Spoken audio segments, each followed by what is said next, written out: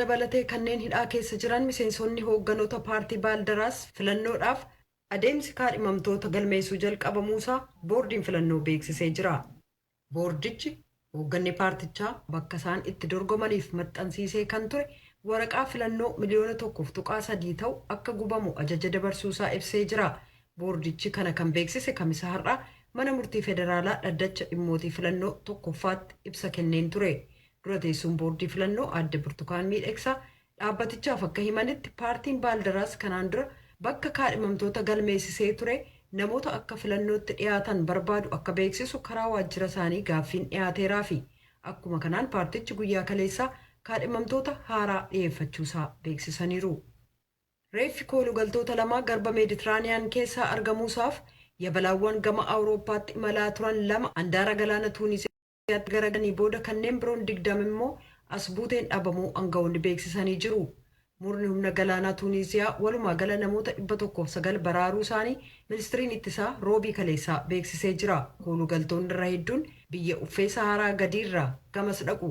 Biyyattii kaaba Afrikaa kanarraa yabalaawwan koolugaltootaan wal qabate balaawwan uumaman keessaa inni kun isa booddanaati. Koolugaltoonni 50 ta'an walakkeessa baatee eeblaatti handaara galaana tuunisiyaatti yoo liqimsaman kanneen 100 ol ta'an immoo baraaramaniiru. Kan dhaggeeffataa jirtan raadiyoo sagalee Ameerikaa sagantaa afaan Oromooti. Pireezidaanti Joo Baayiden adoolessa 4 guyyaa walabummaa Ameerikaa hamma ga'utti uummanni biyyattii 70% talaallii vaayirasii koronaa akka fudhatan dadammaqiinsi torban tokkoof turu akka godhamu labsii dabarsanii jiran. Haa ta'u malee bulchiinsichi tarsiimoo addunyaa kabiroo waliin talaallii kana qooddachuu maal akka ta'e hanga yoonaa hin ibsamin jira. Uummanni miliyoonii 100 fi miliyoonni 70 Ameerikaa keessaa talaallii kana ka fudhatan yoo ta'u jireenyi uummataas amma kan idileetti deebi'aa jira. Pireezidaanti Joo Baayiden akka jedhanitti yoo torban kana talaallii fudhattan taatan hanga adoolessa 4tti guutummaan tallaalamuun ni danda'ama. Torban adoolessa 4 keessallee ayyaana walabummaa yaadduu malee kabajuu ni danda'ama jedhan. Jaarmiyaan fayyaa addunyaa talaallii COVID-19 biliyoonaan lakkaa'amu biyyoota hiyyeeyyii ta'aniif raabsuuf deeggarsa maallaqaa guddaa argatee jira. Kaka'umsi talaallii koronaa kan Kovaaks jedhamu gumii Jaappaan qopheessiteef geggeessameen doolaara biliyoona 2.4 kan argate yoo ta'u Jaappaan doolaara miliyoona 800 ka gumaachite ta'uun illee ibsamee jira. Itti dabalee sagantaan kun Kaanaadaa, Faransaay, Ispeenii fi Swiidin irraa deeggarsi maallaqaa guddaan waadaa seenameefiira. Sagantaan kun erga hundeeffamee qabee doolaara biliyoona 9.6 walitti qabeera. Biyyoonni hedduun talaallii vaayirasii koronaa kan ofii isaanii sagantaa Koovaaksiif kennuuf waadaa ka seenan yoo ta'u Jaappaan talaallii doozii miliyoona 30 kennuuf waadaa seentee jirti. Sagantaan kun ijoollee biyyoota hiyyeeyyii keessaa tallaaluuf dhaabbata Biiliif Melindaa Geetsiin hundeeffame. Sagantichi hanga ammaatti biyyoota 127f talaallii doozii miliyoona 77 raabsee jira. Kunis kan inni waadaa seene waggaa kana doozii biliyoona 2 erguuf waadaa ka seenameen gadi. Itti pireezidaantii Yuunaayitid Isteetsi Kamaalaa Haaris gumii sana akka hubachiisanitti bulchiinsi Baayiden sagantaa Koovaaksiif waggaa kana bara 2022 kan oolu doolaara biliyoona 4 gumaachuusaaf garuu gumaacha maallaqaatti dabalaan talaallii haa kennuuf hin labsine jedhan oduun ammaaf qabnu kanuma.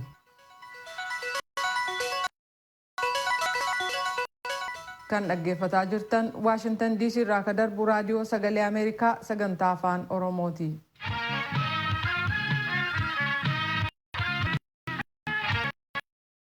Magaalaa Waashingtan DC fi naannoo ishee ka jiraatan irra hedduu isaanii dhalattoota Tigraay kanneen ta'an waajjira VOA fuulletti roobii kaleessaa hiriira gaggeessanii turan.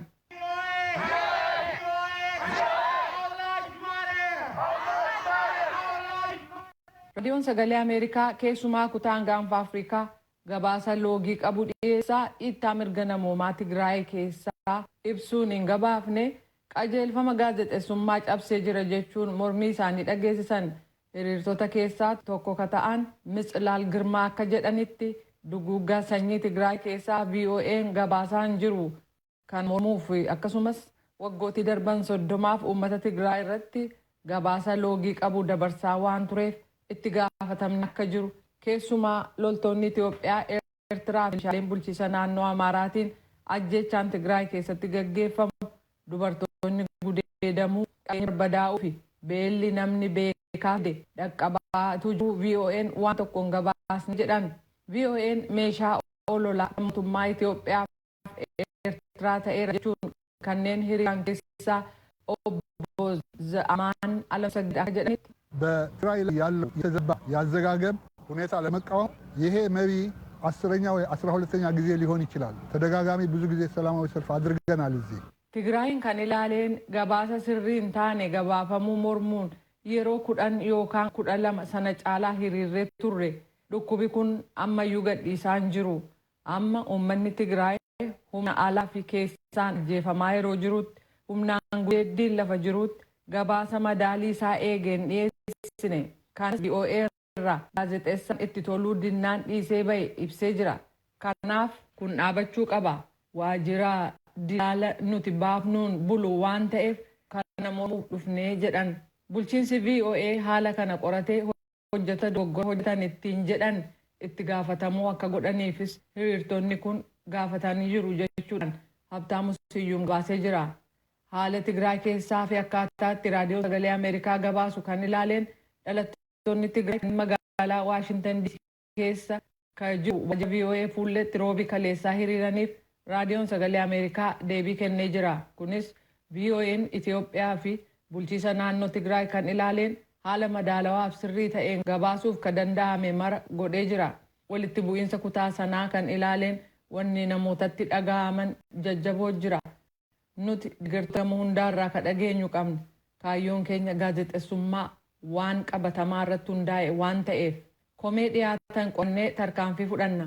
Barbaachisaa ta'ee yeroo argametti dhimma kana irrattis ta'e kanneen biroo kamiin iyyuu irratti gabaasa madaalawaa sirrii fi hunda keessaa dhiyeessuu kan jedhu qajeelfama keenya haala cabseen gaazexeessota gabaasan irratti tarkaanfii ni fudhanna. Ta'us garuu dhimma hojjetootaa kan dhuunfaan ta'e irratti yaada laannu jedha VOA'n. Odeeffannoo jiru haala walaba ta'een qulqulleeffachuu ni yaalla. Tamsaasa sagantaa afaan Amaaraa, afaan Oromoo fi afaan Tigreen dabarsinu torbanitti namoota miliyoona 12 ta'an tajaajila. Sababaansaas dhaggeeffattoonni keenya gabaasni dhiyeessinu gidduu seensa siyaasaa irraa walaba ta'uu hubatu. Walitti bu'insa kutaa gaanfa Afrikaa keessaa qofa irratti otoo hin taane oduu addunyaa gabaasnu kamiyyuu keessatti itti gaafatama guddaa nurra jiru jabeessinee eegna jechuudhaan raadiyoon sagalee Ameerikaa yookaan VOA'n deebii kenne xumuree jira. Oduu gabaastuun VOA Heezar Mardak gara Tigraayitti imaltee jirti. Aluulaa Kabbadee har'a bilbilaan argee imaltuu ishee keessatti waan argitee fi turtii ishee Maqalee keessaa gaafateera namoota dhiyeessa. Kaleessa yeroo Finfinneedhaa kaatee gara Tigraayitti imaluu jalqabde dirree xayyaaraatti miidiyaadhaaf akka sakattaan cimandoo dubbatte garuu kun waan haaraa miti ka jettu gabaastuun VOA Heezar Mardak naannoo Tigraay kan yeroo ammaa humnoota adda addaatiin to'atamaa jira jette eega seentee booda magaalaan Maqalee innaa ilaalamu waan hundinuu waanuma baratame fakkaata garuu innaa itti siqxee ilaaltu waan baratame miti jechuudhaan akkanatti waan argite ibsite. People seem to be okay. If you talk to them, you realize how tense. Namoonni haalli isaanii homaan jedhu sitti fakkaata yeroo itti dubbattu agam muddamsuu akka qaban irraa argita. Namoonni kun waraansa keessa bahanii dinagdeen isaanii sababa vaayirasii koronaatiin kanarratti immoo sababa waraansaatiin agam miidhamaa akka ta'e argita. Kanarratti quunnamtiirraa addaan citanii jiru. Intarneetiin guutummaatti hin hojjetu. Hoteelonni lama kanneen hawaasa addunyaa achi deemu tajaajilan aga tokko intarneetii ni qaban.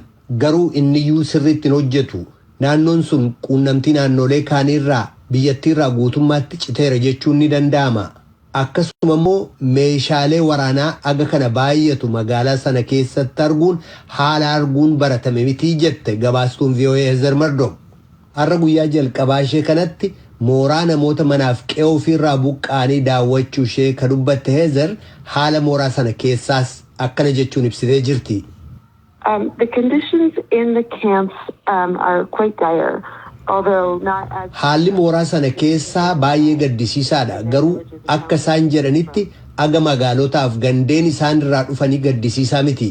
Yaaddoon isaan qaban akkuma warra Sudaan keessatti agarree yaaddoo maatii isaaniiti. Maatiilee isaanii Itoophiyaa Tigraay keessa jiraniif yaaddoo qaban. Haalli jireenya mooraa keessaa kan mooraa nuti seenne jireenya jechuu waan danda'amu miti. Maqalee keessa qofa mooraalee 26tu jira. Mooraa nuti seenne ilaalle keessa namoota 7,000tu jiraata. Mooraa mana barnootaati. Kutaan tokko meetira gara 8-7ti. Kana keessa akka isaan jedhanitti yeroo baay'ee namoota gaa 85 sanaa oliitu wal muddee jiraata. Gama gargaarsaatiin waan isaan argatan baay'ee xiqqoodha. Har'a waaree booda akka lakkoofsa Itoophiyaatti gara sa'aatii 8-9tti yeroo achi dhaqqabnetti aga sanatti akka waan nyaatiin nutti himan. Waan argatan waan lubbuu ittiin tursiisan waan xiqqoodhaa jette gabaastuun VOA Hezer Murdock. Namoonni isheen mooraa baqattootaa keessatti argite sun haala keessaa ba'anii dhufan yoo itti himan ta'e kawaahilli keenya Alulaa Kabbadee gaafateefis akkana jechuun deebii kennite. Well, there was a lot of harrowing stories of people coming from different parts of Tigray. We met one woman who was... Namoonni Tigraay bakkawwan adda addaarraa dhufan kun seenaa suukanneessaa sitti himan hedduutu jira. Fakkeenyaaf seenaa dubartii tokko yoon sitti hime yeroo waraansi magaalaa isheen jirtutti dhufu guyyaa gabaa guyyaa sanbataa waan tureef gabaa keessaa waa bitataa turte. Kanuma gidduutti taankileen magaalaa seenanii dhukaasni jalqabame. Obboleettii ishee waliin gara manaatti fiiguu jalqaban. Kana keessatti mucaan ishee madoofte. Ibiddaan haa ta'u boombii yeroo sana dhukaa turerraa ta'u waan beekte hin jiru. Gaaf sanarraa jalqabee torbanneen lama achii booda dhiheenya kana ennaa magaalaa maraa deemte. Akka isheen jettutti dooktorichi maaliif haga yoonaa turte? Mucaa keef opereeshiniitu ta'uufii qaba ture. Amma garuu yeroon isaa darbeera homaa gochuun hin danda'amu ittiin jedhe. Mucaan isheen baattu harkisaa gubateera. Diriiruu hin danda'u. Rakkoo baay'ee qabdii jette Hezer Murdock. Guyyaa irraa aangawoota mootummaa argattee akka hin dubbisiin ka dubbatte Hezer Murdock garuu hoogganaa mooraa sanaa dubbistee mooraan kun naannoo isaan irraa dhufan irraa wayyaa akka ta'e itti hime garuu hanqinni akka bakka qubataa nyaataa uffataaf kanneen fakkaatanii ammallee akka rakkoo ta'anitti jiru jechuun himataa jechuudhaan gabaastuun VOA Hezer Murdock waa'ila keenya Alulaa Kabbadeef bilbilaan ibsitee jirti. Mootummaan Itoophiyaa bulchiisa naannoo Tigraay keessatti gaggeessaa akka jiru hojii gargaarsa dhala namaa fi deebisanii ijaaru kan ilaaleen jaarmiyoota gargaarsaa kan addunyaa ambaasaadarootaaf qaamota tokkummaa mootummootaaf ibsa kennee jira. Dubartoota Tigraay keessatti miidhaan irra ga'e jedhameefis miseensota poolisii fi kan raayyaa ittisa biyyaa 60 ta'an irratti tarkaanfii fudhachuu beeksise. Gidduugalli dubartoonni miidhaan irra ga'e itti yaalaman lakkoofsisaa tokkorraa gara 5tti guddachuus ibseera jechuudhaan Tsaayidaamxoo gabaasteetti kuno. Waltajjii ministeerri dhimma alaa Itoophiyaa fi ministeerri nagaa Itoophiyaa wal ta'uudhaan qopheessan irratti bakka bu'oonni dhaabbilee deeggarsa idilaa addunyaa ambaasaadaronni fi qondaaltonni mootummaa olaanoon haala yeroo naannoo Tigraay irratti mari'ataniiru. Marii kana irratti itti aanaa muummee ministeeraa fi ministeerri dhimma alaa Itoophiyaa Dammaqaa Mokonnin deeggarsi namoomaa garaagaraa fi tajaajiloonni naannoo Tigraay keessatti addaan citanii turan akka deebi'anii itti fufan taasisuudhaaf hojiilee hedduun hojjetameeraa jiran. Ministeerichi itti dabaluudhaan dhiittaa mirga namoomaa naannicha keessatti mudate qorachuudhaaf Komishinii Mirga Namoomaa Itoophiyaa fi Komishinii Mirga Namoomaa dhaabbata mootummoota gamtoomanii wal ta'uudhaan hojjechaa jiru jedhan. For any queries to address transparently. Dhimma kana irratti qaamni kamiyyuu karaa itti gaafatamummaaf iftoomina qabuun hojjechuu qabu. Komishiniin Mirga Namoomaa dhaabbata mootummoota gamtoomanii fi Komishiniin Mirga Namoomaa Itoophiyaa wal ta'uun dhimmicha qorachaa jiru. Milkaa'inaan akka xumuraniif haalli mijataan uumameeraaf. Bu'aa qorannoo argamu irraa ka'uudhaan tarkaanfii fudhachuun akka qaamoleen badii itti gaafatamoo ta'an ni barbaanna. Abbaa Alangaa Waliigalaaf Komishinii Poolisiitiif galatni ni malaaf sababni isaa waan danda'an hunda gochaa waan jiraniif. Waan ragaanis gabaasaan dhaabbilee idilaa addunyaaf hawaasa addunyaatiif ifa godhanii jiru. Ammas hojii qorannoo isaanii itti fufanii jiru. Kanaafuu badiin qaqqabeef yakkootni raawwataman ifatti beekamanii haqni argamuu qabaa jedhan. Bakka bu'oota dhaabbilee idilaa addunyaa ambaasaadarootaa fi qondaaltota mariicha irratti hirmaatan keessaa tokko yaada kennaniin akkas jedhaniiru. Ambassador Mona of Switzerland, we represent the like-minded humanitarian donors group on ambassadorial level. Ambaasaadara Switzerland Moonaa bakka bu'een asitti argame garee sadarkaa olaanaatti gargaarsa namummaa kana qindeessuu keessaati. Dhaabbileen deeggarsa namummaa idilaa addunyaa gamtaa Awurooppaa akka dhaabbataatti olaalle United States, United Kingdom, Noorweey, Kaanaadaa, Swiidin, Deenmaark, Jarmanii, Siwiizerlaandii fi Faransaay hanga har'aatti rakkoo namummaa qaqqabeef fala ta'uudhaaf deeggarsa doolaara miiliyoona 500 olii taasisanii jiru. Gara birrii Itoophiyaatti yoo jijjiirame birrii biiliyoona 2 caalu jechuudha. Akkasumas lammiileen siiviilii akka hin miidhamneef mootummaan federaalaa akka eegumsa taasisu gaafannee jirra. Kunis kan ta'eef lammiilee siiviiliin deeggarsa namummaa argachuuf bilisaaf karaa nageenyi isaanii mirkanaa'een bakka bakkatti socho'uu qabu. Deeggarsa namummaas argachuu qabu. Yeroo jennu kanneen deeggarsa argachuu qabu jennee qofa osoo hin taane kanneen rakkoo keessa jiran hundi argachuun isaanii mirkanaa'uu qaba jechuudha. Aadde Mufariyaat haasawaa isaanii keessatti miidhaan koorniyaa akka dhaabbatu gochuu fi manneen mijatoo ta'an akka ijaaramuu qabaniif wantootni biroos akka raawwataman kaasuun isaanii tarkaanfii sirrii waan ta'eef baay'eetti gammadeera. Aniif waa'ee lankoo hospitaalaa Idariif Maqalee keessatti ogeessota fayyaaf qaamolee miidhaman arginee turre. Haalli achii maal akka fakkaatus arginee jirra. Warreen miidhaan irra ga'e deeggarsi xiinsammuuf wal'aansi fayyaa isaaniif taasifamuu qaba. Garuu haala nama gaddisiisuun kan achitti agarree fi gabaasaan dhiyaate akkaataa bal'ina rakkoo kanaatiin baay'ee xiqqoodha jedhan. Walitti qabduun koree qindeessituu deeggarsa hatattamaa kan yeroo ministeerri nagaa Mufriyaat Kamiil gama isaaniin marsaa jalqabaatiin lammiileen miiliyoona 4 marsaa lammaffaa fi sadaffaan ammoo lammiileen miiliyoona 4,900 deeggarsa namoomaa argataniiru jedhan. Aadde Mufriyaatti dabaluudhaan qaamoleen gocha badii haadholii fi shamarran irratti raawwatan seeraan adabamuu eegalaniiru jedhan. መሰረታዊ የሰራዊቱን ባህሪ amala bu'uuraa loltoota Itoophiyaa kan ilaallatu jedhamu baatus sababni isaas loltoonni Itoophiyaa ergama nagaa kabachiisuu fudhatanii biyyoota garaagaraatti galateeffatamaa turaniiru. Garuu namoonni dhuunfaa rakkoo kana hin qaqqabsiisan jechuun hin danda'amu. Qabatamaadhaanis mul'ateera.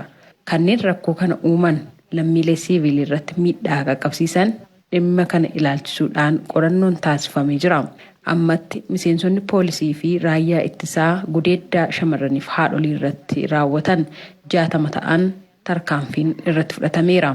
Aadde Mufriyaat haadholii fi shamarran miidhaan irra qaqqabe wiirtulee 5 keessatti tajaajila wal'aansaa argachaa akka jiranis Aadde Mufriyaat ibsaniiru. ጥቃት የደረሰባቸው እህቶቻችን እናቶቻችንን obboleewwanii fi haadholiin keenya miidhaan irra qaqqabe haala kamiin kunuunsaa jirraa kan jedhuuf rakkoon xiinsammuu isaan mudachuu danda'a.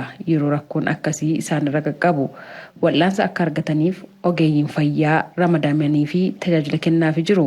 Duraan wiirtuun itti haadholiif shamarran miidhaan irra qaqqabe keessumaa gama gudeeddaa wal qabatee wiirtuu tokkotti tajaajila argachaa turan amma wiirtuu 5 ta'ee jira. Shiree, Aksum, Addagraatiif Maqalee keessatti jedhan Aadde Mufriyaat.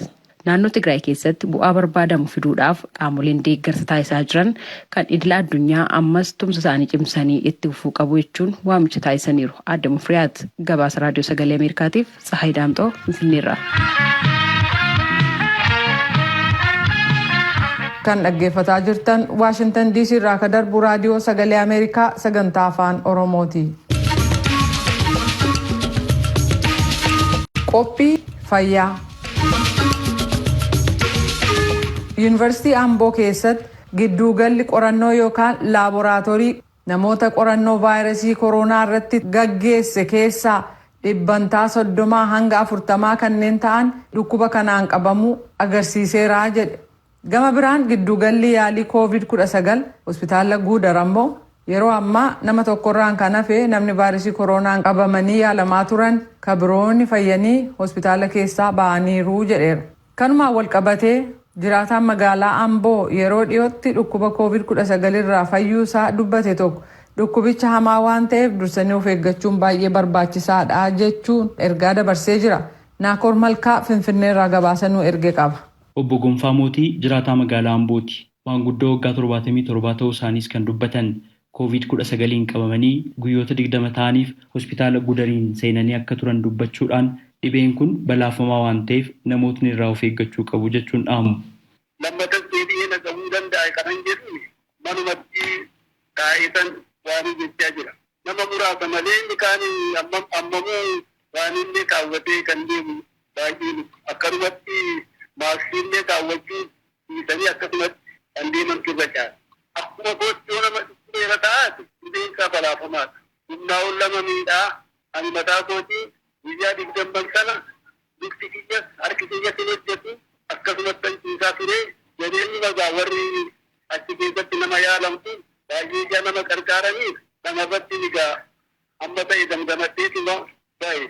Egaa amma akkanii naannoo kootti maatii koo biraataan gorsee fi maatiin koo amma sirriitti of eeggannaa godhachaa jiran.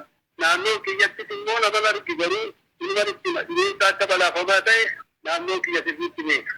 Abbaan yoo ofee abbaan yoo sirriitti wanta silaam ogeessi fayyaa baasee ittiin nama gorsu sana biraataan yoo fudhatan fayyusan jedhanii amantaa qaba. Qindeessaan giddugala yaalii COVID-19 hospitaala Gudar Dr. Naahon Tashoome hospitaala isaanii keessatti namoota vaayirasii koronaatiin qabamanii yaalamaa turan keessaa hedduun isaanii dhibee kanarraa fayyanii kan ba'an yommuu ta'u yeroo ammaa kanas namni tokko qofaa hospitaalicha keessatti yaalii irratti akka argamu kan dubbatan.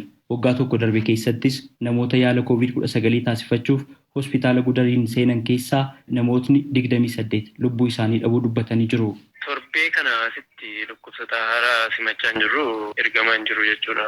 Akka hospitaala keenyaatti kan dura dhufan keessaa amma yeroo ammaa kana nama tokko qofaadha kan nu bira jiru. Innis guyyaa muraasa keessatti fayyee baay'ee yaadna haala gaariirra kan inni jiru. Warri kaan fayyanii ba'aniiru gara mana isaaniitti galaniiru jechuudha.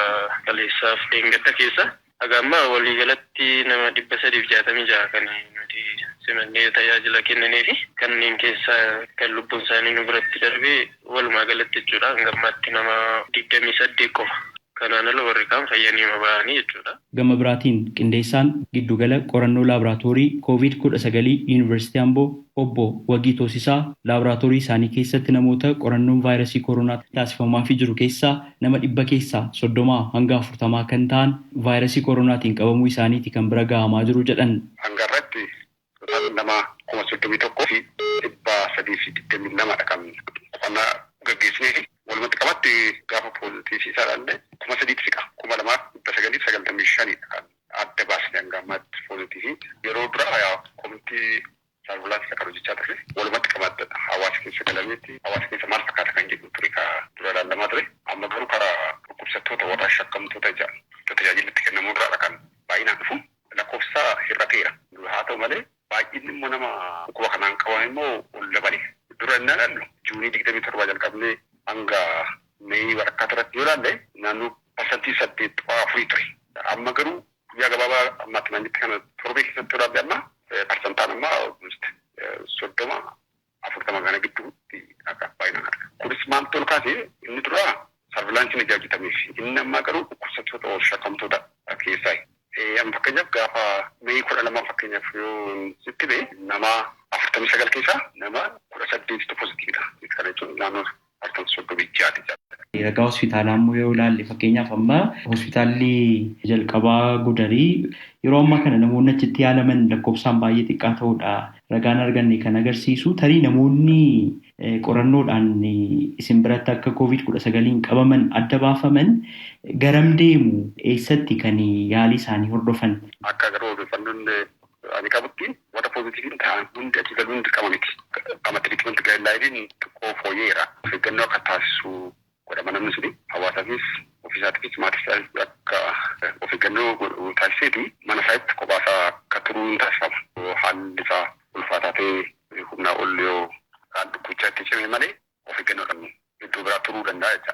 Qindeessitootni lamaan iyyuu vaayirasii koronaa ittisuudhaaf ammallee wantoota godhamuu qabu jedhan haala kanaan ibsu. Gara wiirtuu yaalii keenya namoonni yookiin dhukkubsattoonni dhufaa hin jiran jechuun tootaalii dhukkubni kun badeeraa yookiin hin jiru jechuu kan argisiisu miti. Kanaaf namni of eeggannoo isaa cimsee itti fufuun dirqama ta'a jechuudha. Of eeggannoo dhabuurraa immoo dhibeen kun deebi'ee yoo ka'e bifa hamaatiin miidhaa geessisuu danda'a waan ta'eef of eeggannoon ittuma fufuu qaba. Ammayyuu waan karaaleen dhukkuba kana ofirraa ittisnu isa waan ta'aniif isaan ammallee ciminaan dammaqinaan itti fufuun dirqama ta'a jechuudha. Ibn anu ofiisiyaaf magaalatti naan beemaa maaskii nama kaawwatu nama muraasa anaaf nama muraasa qofan argan. Kana jechuun of eeggannoon baay'ee akka irrateedha. Hawaasni COVID jira jiruu qofa hin ta'in namarree miidhaa jira. Kanaaf of eeggannoon isa durii caala cimee itti fufuu akka qabu hawaasa gorsuu barbaada. Ragaa waayitawaa COVID-19 ilaaleen ministeerri fayyaa Itoophiyaa guyyuu baasuun hanga kaleessaatti sadarkaa guutuu biyyaatti namoota 2,200,700 33,000 caalaniif qorannoon taasifamee jira. Kanneen keessaa 272,072 kan caalan irratti vaayirasiin koronaa argamee jira. Lubbuun namoota 4,170 oliis darbuu isaaniiti ragaan kun kan agarsiisu. Hanga kaleessaatti namoonni 377 kutaa yaaliin cimaa itti adeemsifamu keessatti akka argaman kan ibsu. Namootni 242,042 caalan ammoo dhibee kanarraa fayyuu isaaniiti ragaa ministeera fayyaa kan mul'isu. Namootni talaallii koronaa fudhatan ammoo 1,100,838 caalu ragaa ministeera fayyaa Itoophiyaa ni addeessa. Gabaasa raadiyoo sagalee Ameerikaaf Naakoor Malkaa Amboorraa.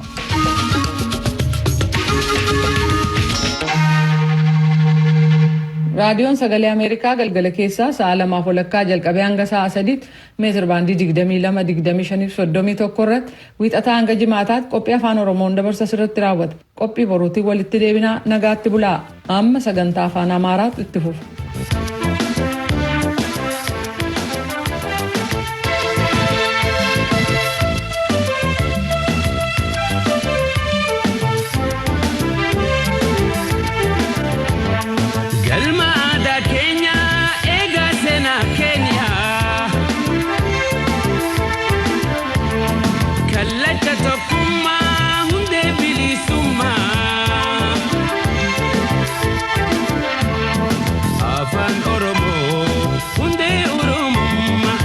Afaan Oromoo hundee Oromummaa